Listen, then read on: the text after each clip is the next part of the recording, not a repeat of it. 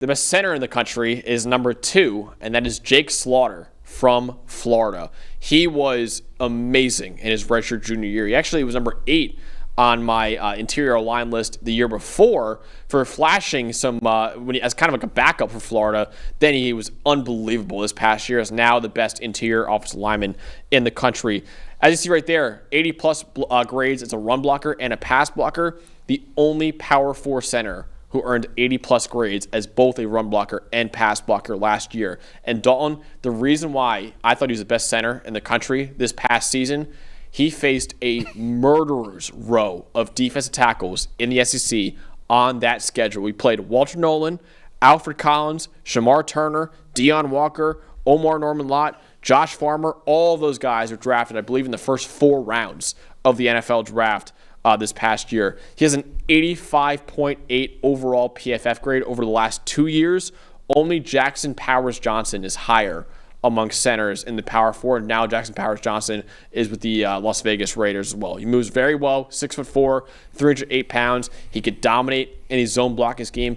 I thought Jake Slaughter was the best center in the country this last year. I would have given him the Remington Award if I had a vote for that.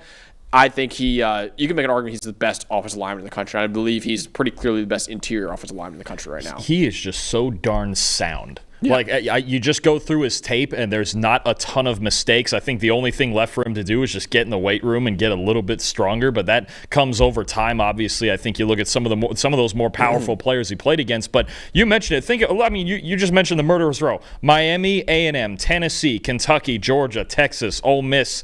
All those teams, he gave up 1 sack or hit. He didn't give up another hit outside of a sack to Ole Miss the entire season. So I think you're talking about a guy, how he sticks to his assignment. He knows where to be at all times, which is really what you want out of a center first and foremost, is to run the show and not make mistakes. He doesn't make a ton of mistakes. He's balanced as a pass blocker and as a run blocker. Florida is going to have a really good offensive line this year, with Slaughter being the first reason for that. That's what I see. When I watch centers, that's the first thing I want to see is that fundamentally sound style of play. Do you make a lot of mental mistakes? He doesn't make any. I'll be honest with you. He's just so darn consistent week in and week out. You mentioned it against the murderer's row of competition. He's the best center in the country. I'm with you. He probably was last year as well, considering the level of competition. Definitely is going into this year in a really good center class. This is a guy, I'll tell you what, we mentioned it, the center trying to be the quarterback's best friend.